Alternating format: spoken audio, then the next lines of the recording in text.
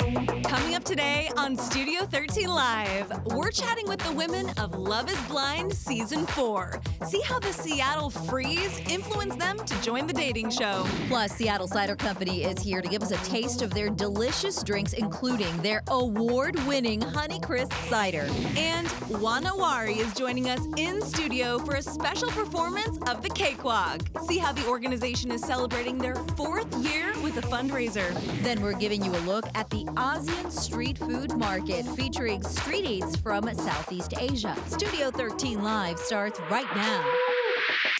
I wanna see you smile, take you another mile. Don't gotta wait, don't gotta wait, don't gotta wait today. Hey, happy Monday. Thank you so much for being here with us. I hope you had a wonderful weekend. I'm Carly Henderson. And I'm Mireya Garcia. And you know what? We closed out Women's History Month on Friday, and the whole team got this lovely shout out from Fox 13.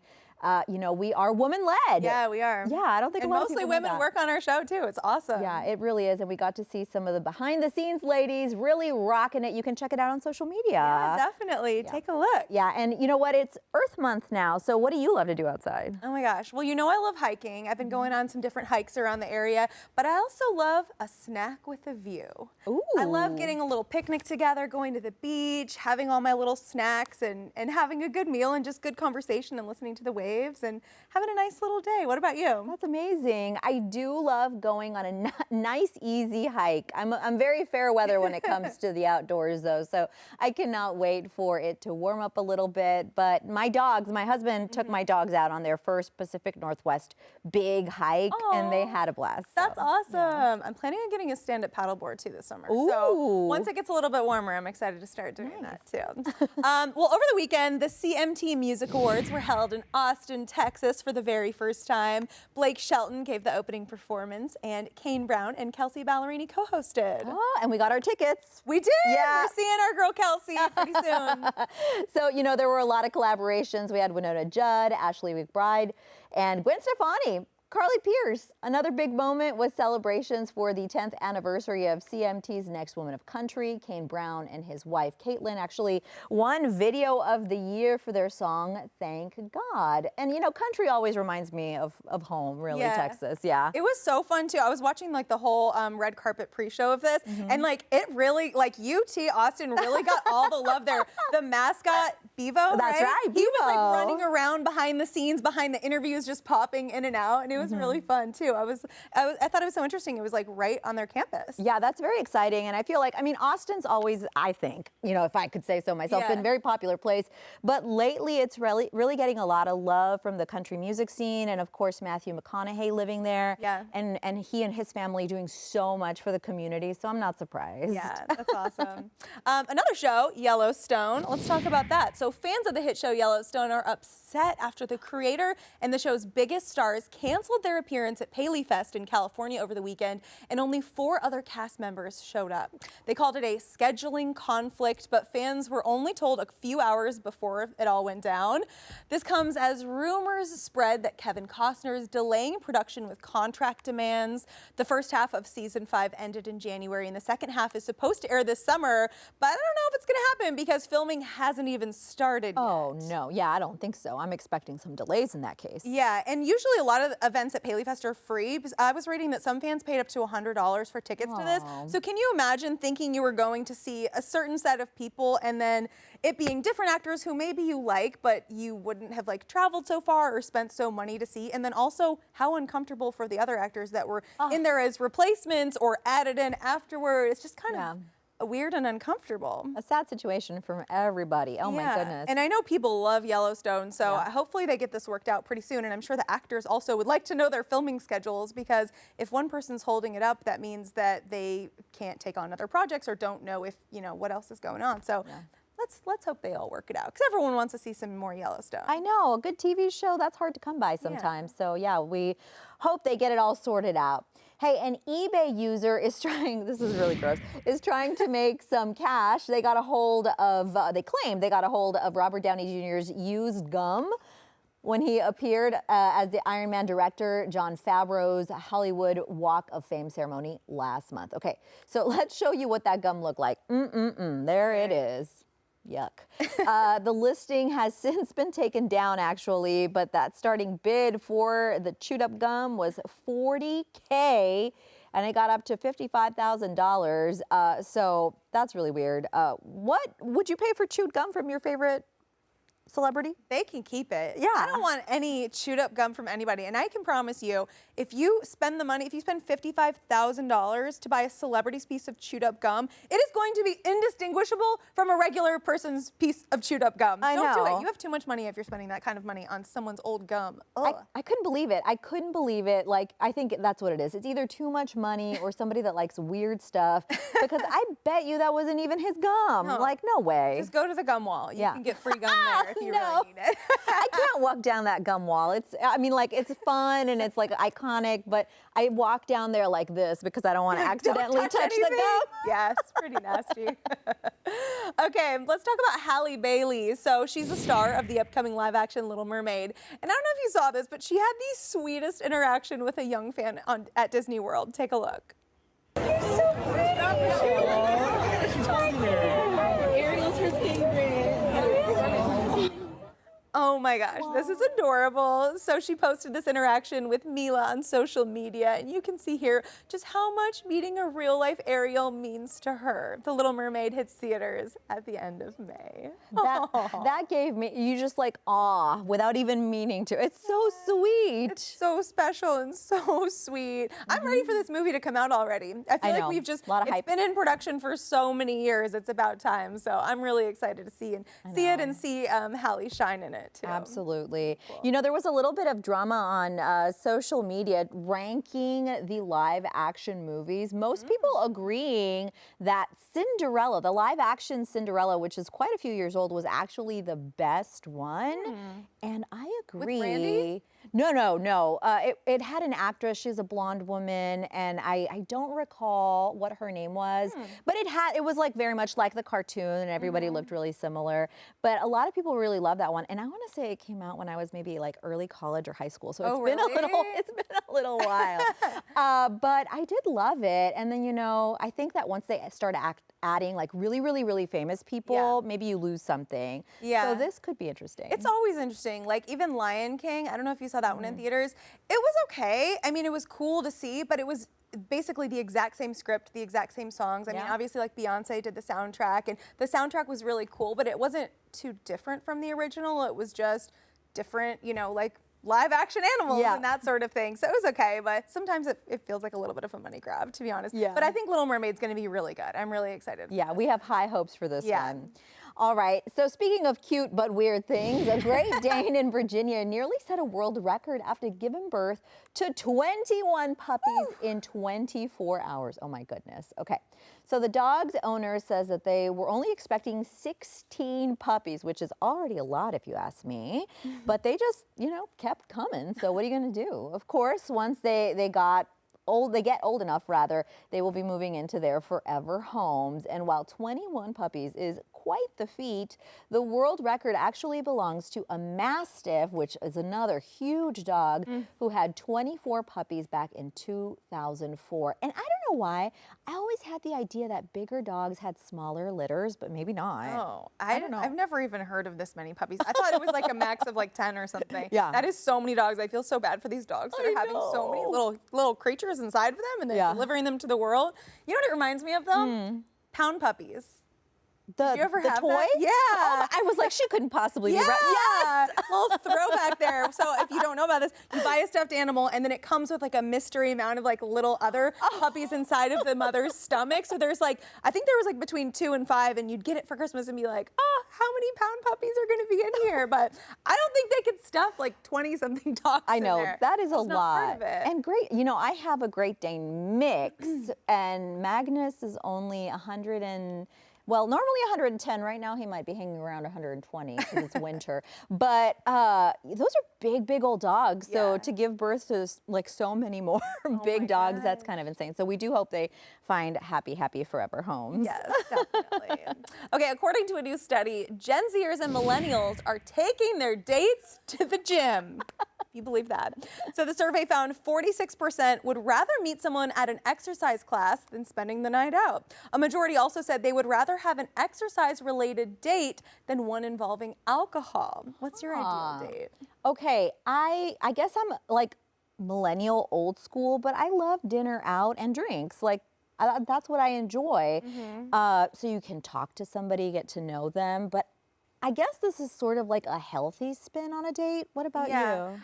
Yeah, so I don't typically get very glammed up when I'm working out. Typically I won't wear any makeup or maybe just a little bit, and I want to be comfortable and all of that. So it seems like a little bit self-conscious to have to work out in front of somebody, especially if it was like a rigorous workout. Yeah. But if you're both into fitness, I mean, I guess I get it. And I do think that like doing something new and pretty unique can be really good to start a relationship. So I don't know. I think my ideal date though is probably just like picking a neighborhood, having an idea of maybe where you want to eat or something like that. And you're like, oh, a Vietnamese restaurant, let's go over there. Yeah. Oh, there's a stationery store. Let's look at cute things in here. Oh, a bookstore. Let me like see inside your mind to see what kind of books you like to read. I don't know. I think just like a spontaneous, fun walk around date, you know, just take it. That sounds very cute. Yeah. Ooh, that sounds very cute. Yeah. I feel like this gym thing, though I like it, it is more like couple dates down the road. You know, you're more comfortable with each other. Maybe you want to see how the person reacts when they're like, you know, dealing with something difficult. All of that is very good. Yeah. However, I will say that this trend tracks with Gen Z because, you know, of course, with Seattle Sips, we talk to a lot of places that make different kinds of beverages. And we've talked to a lot of bartenders and mixologists who say that the trend for the faux cocktail, the mocktail, that is trending up, whether it's non-alcoholic cocktails or that like low alcohol content. So it totally makes sense to me that maybe drinks are out for the younger generation. Yeah, that makes sense too. I feel like, I mean, like maybe like a hike or like a walk around or something like that. I like a hike better than the gym. But like not an isolated hike either. Because if you're meeting them for the first time, you got to go where like other people are around, you know, something around other humans too. Absolutely. Good idea. Safety first. Good ideas here. All right, still to come on Studio 13 Live, it is time to check into TMZ for our top entertainment headlines. It is probably all over your Twitter feeds. We're talking about Snoop Dogg and WrestleMania coming up. We'll be right back.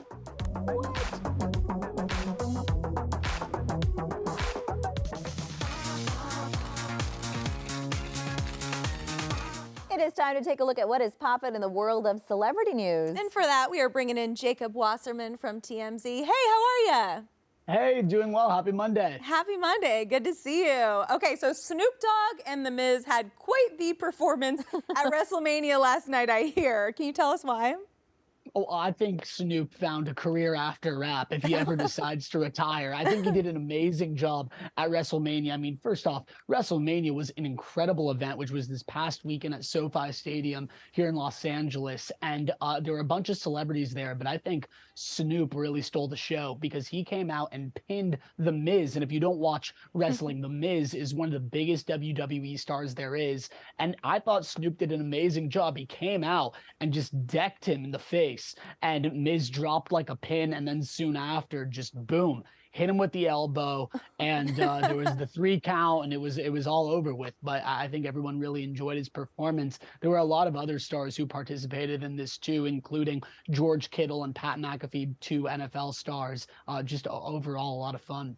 That's awesome. You know, my sister was actually at this event over the weekend. What? Too. Yeah, their friends gave them free tickets, and she said she had the best time. She was like amazed at how many people were there. I think it was like around 75,000 people each day. So it was a massive stadium. And she said she loved the female wrestlers. Really? Too. Yeah. Very like popular. The theatrics and costumes and characters. Such an interesting. I've never been to a show like that before. Yeah, and so we were watching the video while you were talking there, and Snoop really did a bang-up job. Yeah. Well said. Well, Meghan Markle and Prince Harry's nonprofit actually paying a pretty penny to the woman who used to run all things PR for Michelle Obama. So tell us about this. I guess that's the connection between Michelle Obama and Meghan Markle here. But Basically, this came out over the weekend. It was it was the Archwell Foundation's 2021 tax disclosure documents, and some people saw that they paid $110,000 to a PR agency based in San Diego. But like you mentioned, the thing that was notable about it is the person that was head of the PR agency actually was the press secretary for Michelle Obama when she was first lady, and has also worked with other notable politicians like Hillary Clinton, John Kerry. So people saw this and thought, is Meghan Markle going to run for office?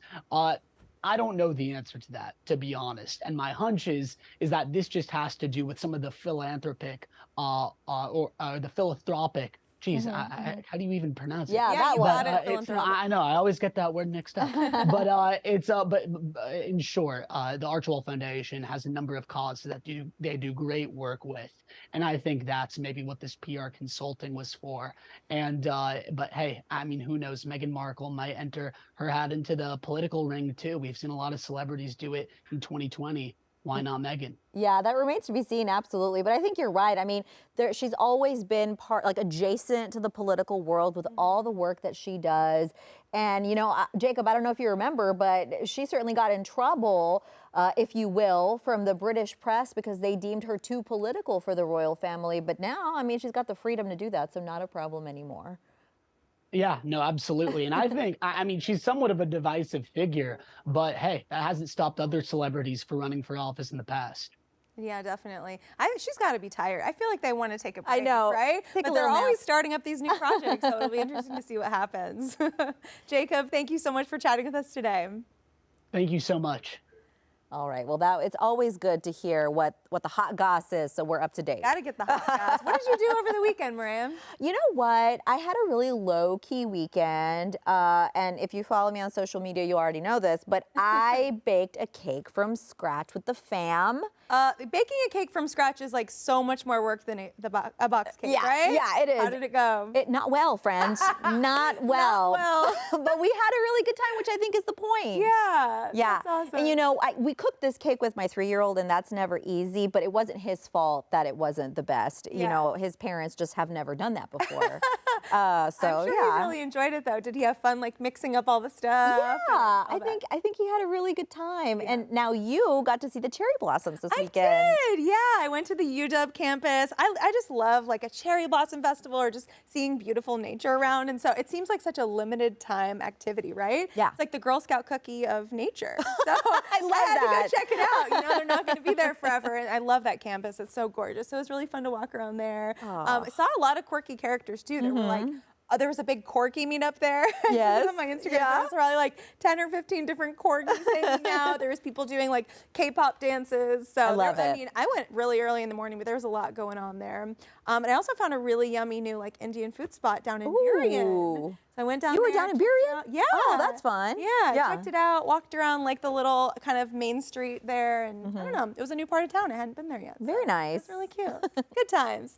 Okay, coming up on Studio 13 Live, we are trying some of the award-winning ciders with Seattle Cider Company. The way I'm so excited about this. All right, we're also going to try their best in show Honeycrisp cider. We'll be right back.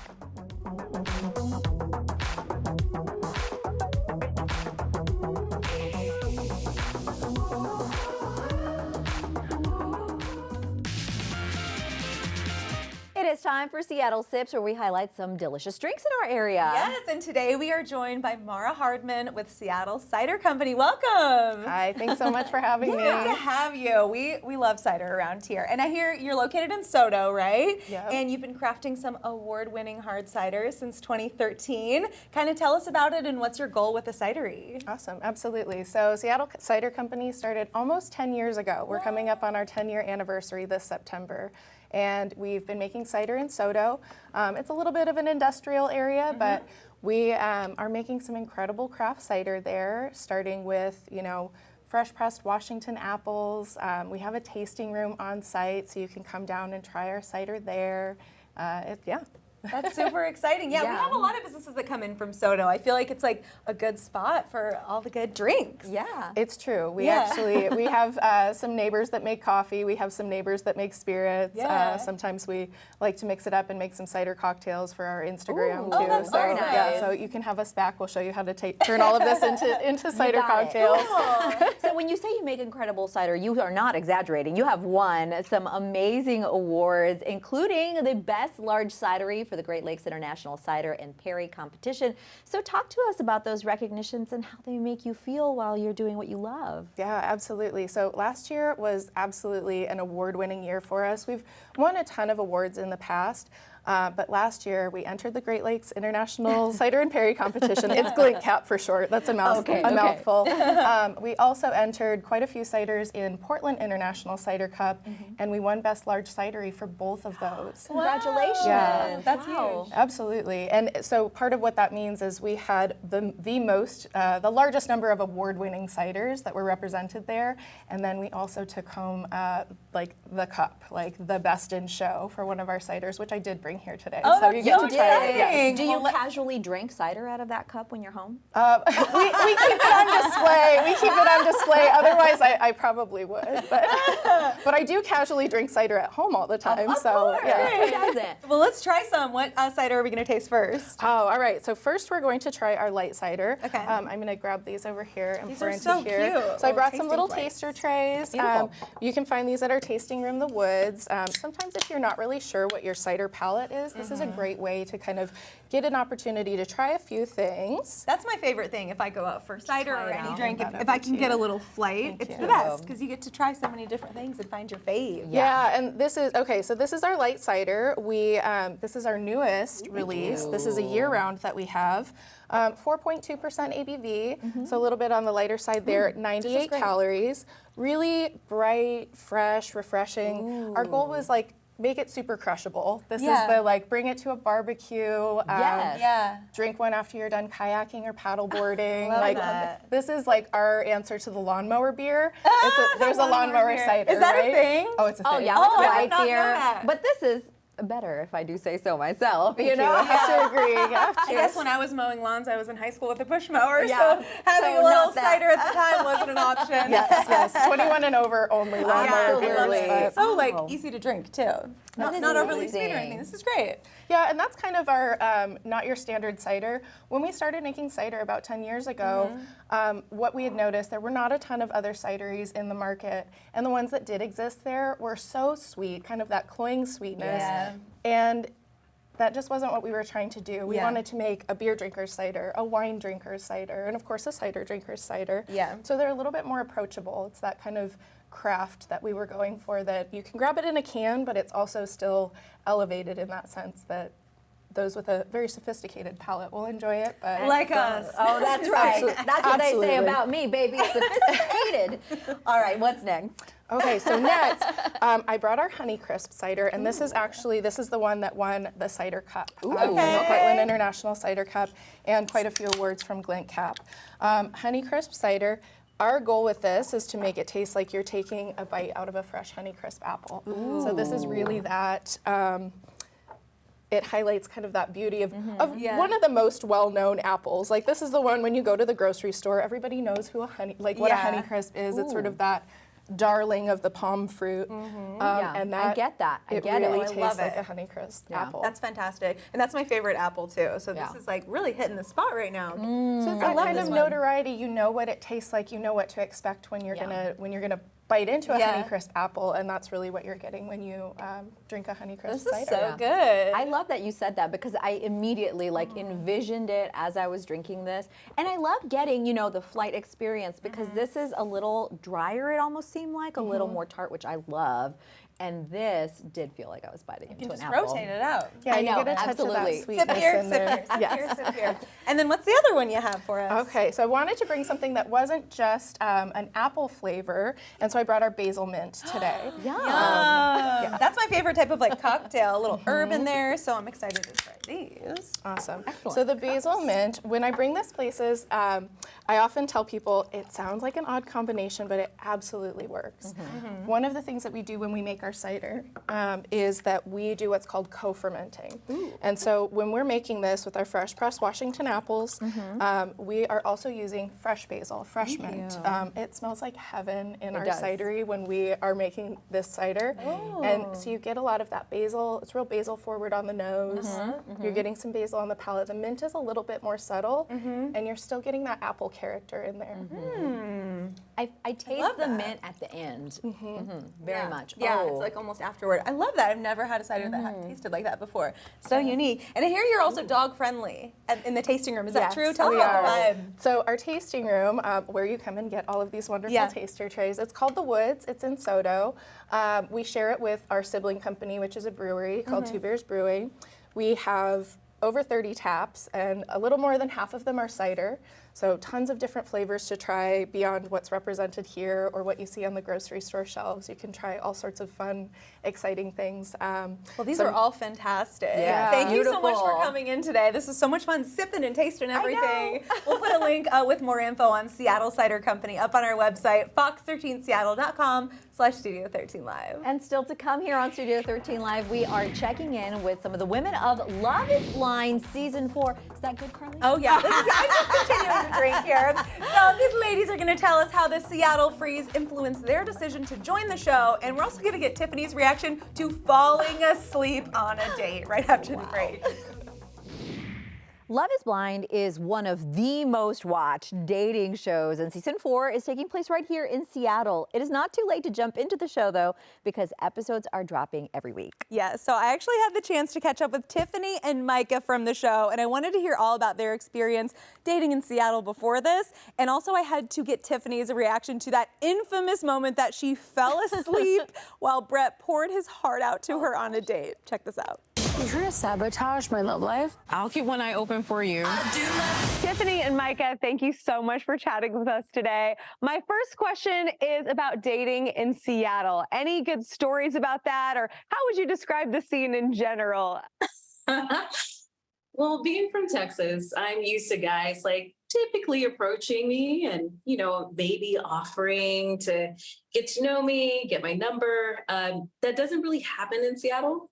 It's just, I felt like dating, I always had to be on a, like a social site. And that's just not my thing. I enjoy in-person connections, and I enjoy a guy that's bold enough to approach me. For sure. So Seattle was a little bit icy on that front. What about for you, Micah? Kind of like Tiffany said, I was definitely an app kind of dating girl. I think it's just hard, you know, with the pandemic and everything as well. It's like people aren't necessarily meeting in public. And in Seattle, it can be a little bit of a freeze. I mean, it's true. And I also found myself dating kind of in my friend group since I grew up here and went to school here. So being able to be a part of this experiment and get so far out of my comfort zone and my group of people was really great. I'm engaged. So Love is Blind is where you're headed. And by the time that this conversation airs, the show will be out on Netflix. Everyone will have watched part of it. How are you feeling about the fame that's going to come with that? And how did you prepare for that? I think what's best for me is to not think about all of the people that are going to be within my life. I mean, when you sign up for something like this, like that comes with it. I just need to focus on my journey. I need to focus on growing. I need to focus on, you know, my life and try not to get too wrapped up in, you know, everyone's opinions, because of course people are going to have them. It's reality TV. Yeah, it's a given. What about you, Tiffany? I really try to stay close to my family and my friends that keep me grounded. Try not to think about the fame that's going to come with it. At the end of the day, this is my journey. This is something that I chose to do, and I don't know. The fame came secondary. I think the biggest part was me finding my person on this show. I have doubts about being my age and not finding a person. So the first step in that was the pods, dating in the pods. What were your instant deal breakers? Like for me, if you don't ask me a question about myself, goodbye. I'm not going to do all the work here. What about you? My deal breakers were if you didn't actually take the chance to get to know me, if you were so focused on talking about yourself and boosting yourself up, then I'm just like, why am I here? So I think that was like my main deal breaker, but I try to be fairly understanding of anybody that I came across, because that was for me to explore, like, if love was truly blind, other than what I typically go for. What about you, Micah? The things that really brought me closer to the people that I talked to was like having a good banter. I think being able to, laugh and joke and talk about things that were light actually really helped me, be able to open up and get into like more heavy topics. So just someone I could laugh with and, just hang out. I mean, we're in there for so many hours. And I want to enjoy myself and not be so nervous and stressed. Are you there? Hello? How many hours were each date? Because it kind of seemed like, it went on for a while. I mean, Tiffany took a nap at one point. Oh, yeah. Well, just know that, like, we are filming from sun up to sundown. We're having conversations from sun up to sundown. So maybe me taking that nap, it was because, like, yeah, I was absolutely exhausted. It was not the best time, but yeah, it was definitely needed for me. It added a little drama too. It got me like watching the next episode. I couldn't believe it, but it all worked out. I haven't seen it yet, so I'm excited to watch it. Oh, buckle up. Tiffany, Micah, thank you so much for taking the time to talk with us today, and good luck on the rest of your journey. Okay, thank you so much. Bye.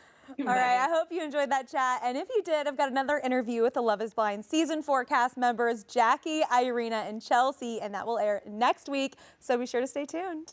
Oh my gosh, as someone who has fallen asleep in a place she was not supposed to fall asleep, I feel for Tiffany for sure. I know. Yeah, he was really spilling his heart out to her then too. Okay, coming up, Wanawari is joining us in studio with a preview of their cake dance performance. Yeah, see how their organization is celebrating their 4th anniversary with a special fundraiser. We'll be right back. The Wanawari Community Arts Project is celebrating their 4-year anniversary with a cake dance fundraiser. Yes, that involves dancing, and yes, there will be cake. Excellent. And joining us to share more about the event and give us a preview of their beautiful dance performance, we are here with Elsheva Johnson, Tydrick Hill, and Brianna Jordan with Wanawari. Welcome, everybody. Thank you. We're so excited to have you here. Now, talk to us a little bit about the fundraiser and why it is so important that it's happening here in Washington Hall in Seattle. Yeah, so Wanawari has been around for 4 years. On Wednesday, we're super excited. And our work is all about fighting displacement and getting ways for Black folks to be able to keep their homes and properties using arts and culture. So we were trying to think of something creative to do, and our community loves cakewalks. I loved cakewalks growing up. Some people don't know what they are, but there was a really interesting history. But basically, there will be a circle, and it's like musical chairs, and you walk around. And once the music stops, you get to go pick a cake. Oh, that's so fun. Yeah. Well, we love our desserts. Talk to us about some of the local bakeries that are going to be participating in the event. Yes, we have Hood Famous Bake Shop is giving us a cassava cake. We have Tom Douglas is giving us their famous coconut cream pie. KJ Cakes is giving us red velvet. And then we also have there's so many. There's like 20 different bakeries. Oh, you don't have to list them all. Okay. Yeah, it sounds delicious. And there's going to be some special dances too. So talk to us about the different styles of dance. Oh, yeah. So, well, I'll start off and just say that cakewalks also have this really interesting history of, and started pre-Civil War, where Black folks were dancing to get this prize, which was a cake. And they were really kind of like mocking European dance styles of the plantation owners. And so that rebel spirit, we felt like it was very much Wanawari. So we invited Tydrick and Brianna to come and do Lindy Hop and jazz with us. So I'll let you talk about the history of that a little bit. Yeah, so Lindy Hop and jazz are very interesting. About 100 years ago, after the Great Migration, we saw sort of a Black intelligentsia kind of emerge. So there were artisans, a lot of factory workers, and everybody was moving to Harlem. And all the artists, the writers, the musicians, and everything was saying, come to Harlem. And so naturally, with this kind of arts and wealth explosion, there was great music, and with great music, there's always great dancing. And so the Lindy Hop was a dance that evolved alongside swing jazz. Yeah. Well, I'm really excited to check it out. So we're going to get a little preview of their Lindy Hop performance right now. Take it away.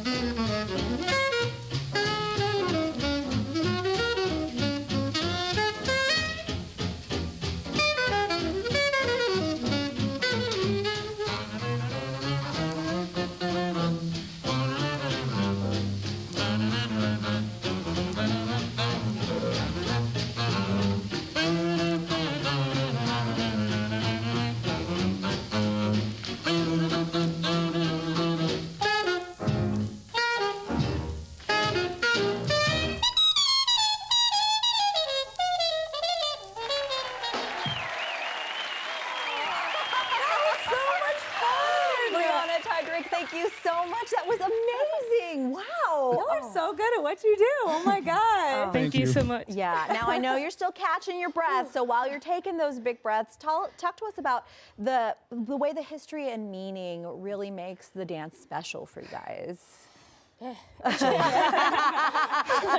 hardest part. You got to talk after. Okay, so I come from a background of street dancing, hip hop, house, and the beautiful thing about Lindy Hop and jazz that I appreciate is it's a very important part of a long history of Black dances.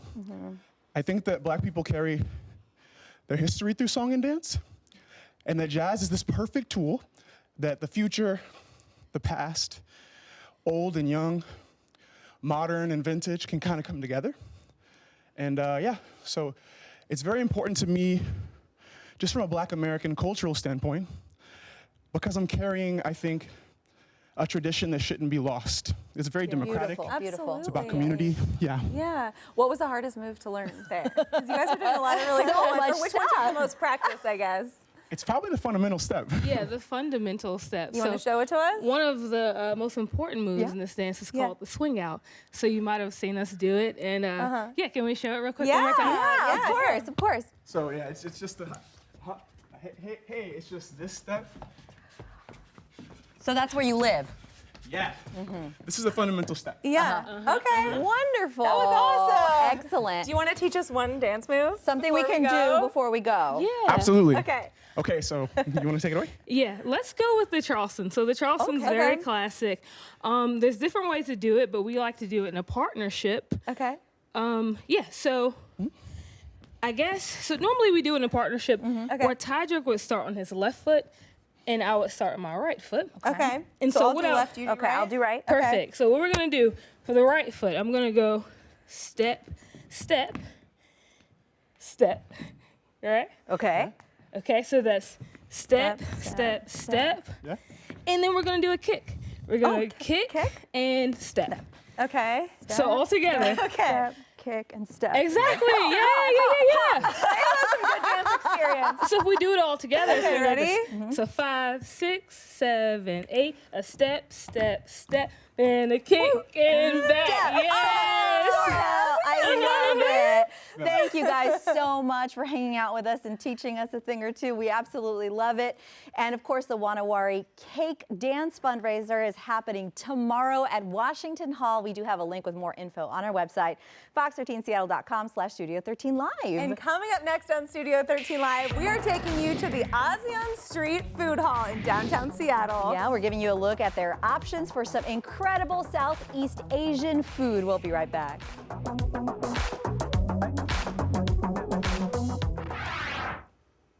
It is time for Emerald Eats, where we feature delicious food in our area. And today we're doing things a little bit differently. That's right. We went out on location to ASEAN Street Food Market. We took a look at some delicious variety of South Asian fare, and we were very full and very happy at the end of the trip.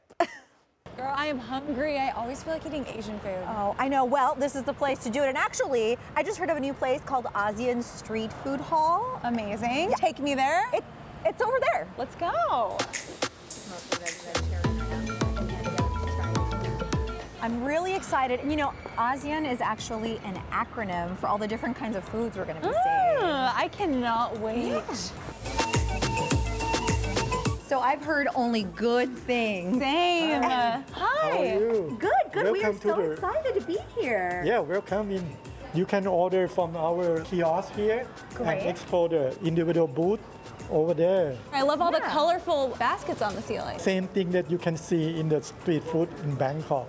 Love Both it. there. All right, let's check it out. Yeah. Clearly, we got some really good options here. I don't know what I want to eat. I know. We have stir fry, we have pho, some noodle soup. It all looks so good.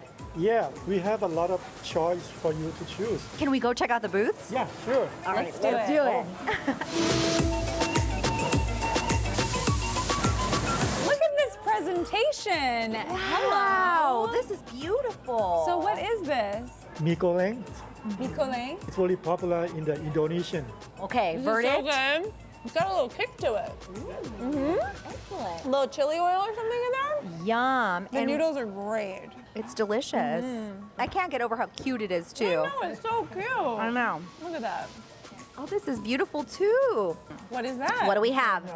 Laksa is a noodle dish with the noodle soup from Malaysia and Singapore.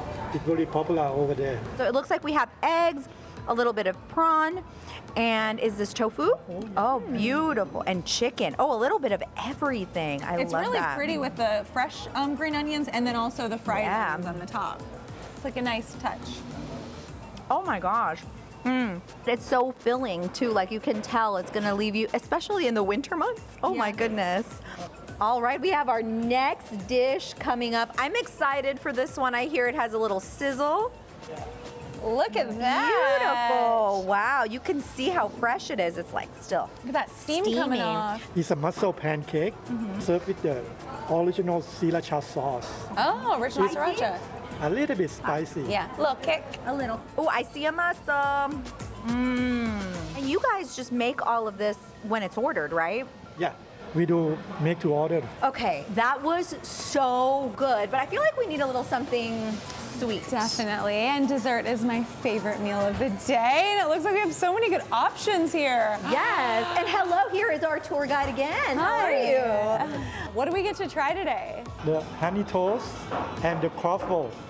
Ooh, okay. The croffle? Tell me, what is that? Croffle is made from the croissant dough, waffle style, with the cream cheese. This is maybe the most beautiful dessert I've ever seen. Yeah. So let's cut into it. Talk to us about what we're going to be eating here. Yeah, this one's called honey toast. Honey we call toast. it Shibuya. Okay. Yeah. So From Tokyo? Shibuya, yeah, you said? Oh. it's influenced from the Japan. Yes, excellent. Yeah, then you cut it and then you can taste it. Excellent. Wow. Look, if you're going out on a date or maybe just like a girl day, something like this, oh boy. So Carly and I were just talking about how there's so much variety here that you actually should make a couple different trips to try everything. Yeah. Yes. So many things to try. You want the first bite? I'll take it. Let's see. Get in there. I'm gonna get right in there and try this beautiful honey toast. All right, let's see. Nothing like eating on TV. Yeah, no kidding. Oh my gosh. So good, so creamy. It's so good.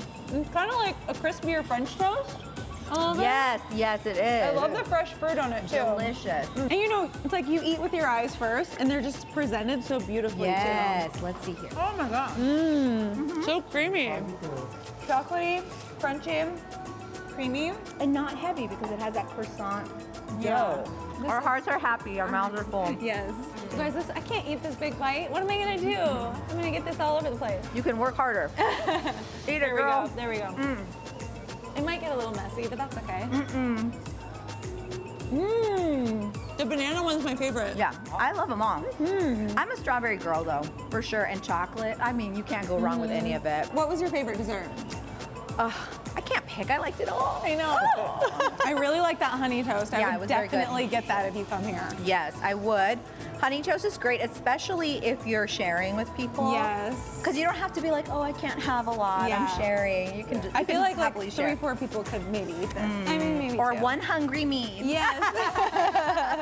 That was phenomenal. I'm so glad we came here. I know, we have full tummies and happy hearts. Thank you so much for inviting us. Okay, my pleasure. And then please come again. Of course. Absolutely, there's so much to try. So much to try. We'll definitely be back.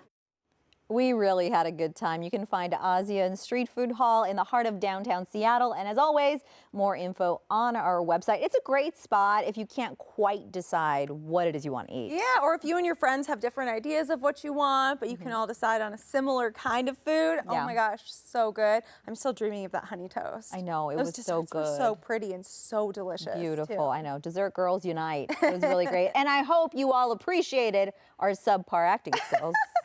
Yeah, we had fun. We had fun with it. It was good. It was delicious. And that cup of noodles, oh my gosh. Beautiful. I love how it's presented I know. too. Very cute spot. Yeah.